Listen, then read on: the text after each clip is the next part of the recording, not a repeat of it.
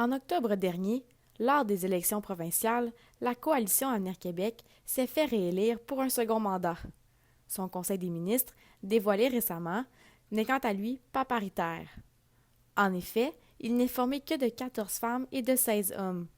Cette observation correspond à un recul par rapport au conseil des ministres paritaire formé lors du scrutin d'octobre 2018, où il s'agissait d'un ratio de 13 femmes et de 13 hommes.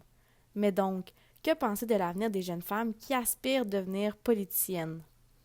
Monsieur Marc-André Baudet, directeur de programme de deuxième cycle en sciences politiques à l'Université Laval, explique d'abord qu'il ne s'agit pas d'un manque de responsabilité de la femme si le conseil du ministre n'est pas paritaire. François Legault essaie, dans la mesure du possible, de demeurer dans cette zone-là, mais c'est plus difficile parce que la plupart de ces ministres seniors ou les gens qui sont en position d'occuper, qui ont l'expérience, si on veut, sont des hommes. Donc, il y a une façon un peu détournée de maintenir, pas une parité complète, mais une certaine zone paritaire.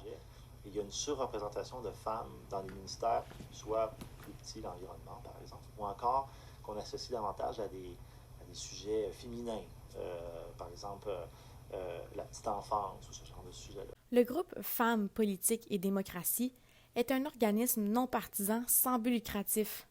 Depuis 1999, il travaille à sensibiliser les femmes à l'action politique et citoyenne. Apolline Richard, porte-parole, détermine les obstacles auxquels font face les femmes qui souhaitent faire leur entrée en politique. Je pense que le contexte politique puis le contexte